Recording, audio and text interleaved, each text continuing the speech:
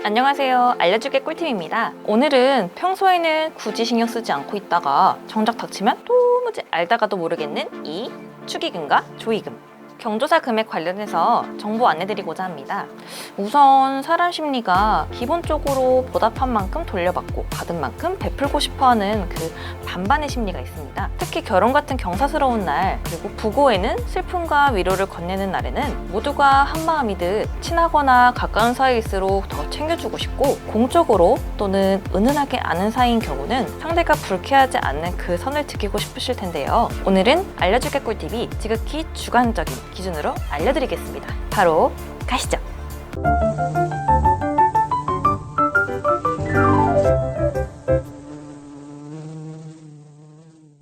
본 영상은 법적으로 제정된 기준 금액이 아니오니 참고만 해주세요.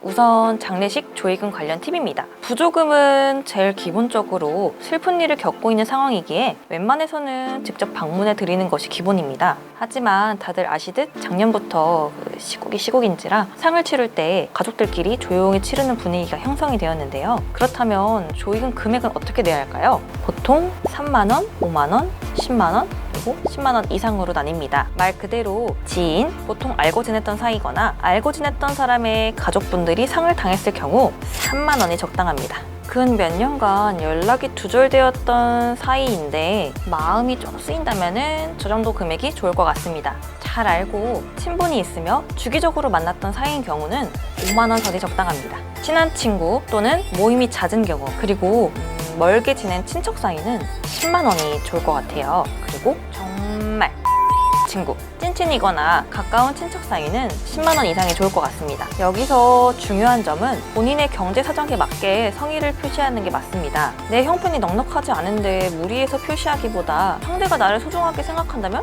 오히려 조금 낸다고 해서 서운해하지 않는다는 거 다들 아시죠? 조의금이나 축의금은 홀수로 내야 한다라는 이야기도 많이 들어보셨을 텐데요. 장례식 같은 경우엔 음양 오행설에서 비롯되었다고 보시면 됩니다. 짝수는 음을 뜻하고 홀수는 양을 이야기하기에 기본적으로 3만 원이라는 금액이 암묵적으로 기준이 된 것 같습니다. 그런데 왜 9만 원은 잘 내지 않을까요? 이 또한 대한민국 정서상 숫자 9는 9수라는 불길한 의미를 가지고 있기에 5, 10 단위로 이렇게 측정이 되는 것 같네요. 학생분들의 경우 위에서 말씀드렸던 경제 사정이 넉넉하지 않기에 조의금을 내지 않더라도 다 이해해 줍니다. 무리하지 마시고 함께 슬퍼하고 위로하며 고인의 명복을 엄숙하게 빌어주시면 됩니다.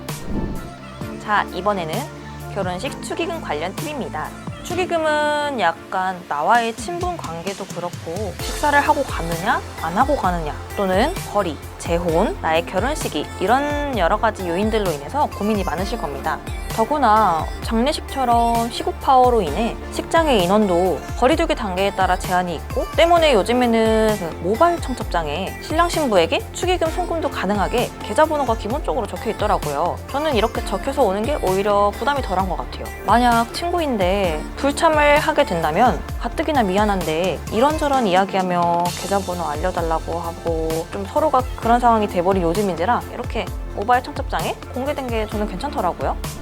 자, 축의금 금액은 그럼 어떻게 해야 하느냐? 정말 친한 친구, 찐친, 절친의 경우 20만 원, 손이 맞나요? 20만 원. 20만 원에서 그 이상의 정도가 괜찮을 것 같습니다. 당연히 형편이 안 좋은 경우에는 10만 원도 좋아요. 오히려 신경 써준 게 고맙거든요. 친한 친구 무리가 결혼 전에 큰 선물을 주는 경우가 있다면 축의금을 생략해도 좋을 것 같습니다. 친한 친구, 지인 결혼식인데 나 혼자 방문하는 게 아닌 남자친구나 여자친구, 와이프 또는 남편 등 동행자가 함께 가서 식사를 하고 오거나, 결혼하는 사람의 부모님이 나를 안다면 15만 원 정도가 좋을 것 같습니다. 다음으론 주기적으로 보는 친한 친구죠. 이 친한 친구는 너 누구누구랑 친해? 친해! 라고 바로 말할 수 있는 사이입니다. 이 경우에는 10만 원 선이 좋겠네요. 대중적이진 않지만 간혹 있는 7만 원의 경우는 기혼자분들이 많이 오고 가는 금액대인데요. 결혼 경험자로서 결혼식장 식대가 대략 얼마인지 알기 때문에, 또 요즘은 식대가 거의 5만 원에 육박했던 곳들이 좀 많긴 하더라고요. 그래서 혼자 식장 방문하는데 5만 원은 좀 그렇고 식대가 많이 나올 것 같으니 신경 쓰이는 분들은 7만 원도 괜찮을 것 같습니다. 회사, 직장 동료, 그냥 어느 정도 친분이 있는 사이, 내 결혼식 이후에 알게 된 지인이 결혼을 하게 되는 경우는 5만 원이 제일 좋은 금액선입니다. 자, 이제 애매한 사이로 가볼까요? 1년에 한 번 볼까 말까 하면서 애매하지만 축하해주고 싶거나 안 주긴 좀 그렇고 나중에 왕래가 있을 것 같은 경우, 친구의 형제 자매분이 결혼할 때 축하해주고 싶다면 3만 원 정도 선이 적당할 것 같습니다. 반면에 만남, 연락 한 번도 없다가 갑자기 결혼한다고 연락 오는 경우, 애매한 사이지만 앞으로 안 볼 것 같은 사이는 마음으로만 축하해주세요. 아니면은 축하한다는 이모티콘까지는 전달해줘도 좋을 것 같습니다.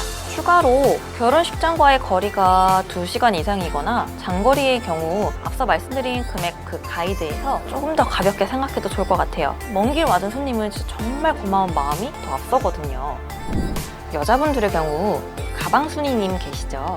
신날 당일에 신부 옆에서 안내하면서 이제 좀 옆에 계속 붙어 계시는 분들이 계실 텐데, 그 가방순이를 통해서 친구들이 축의금을 줬더라면 똑같이 친구가 결혼할 때는 그 친구의 가방순이님께 축의금을 전달을 해드려야 될 것 같습니다. 이건 약간 암묵적인 약속 같아요.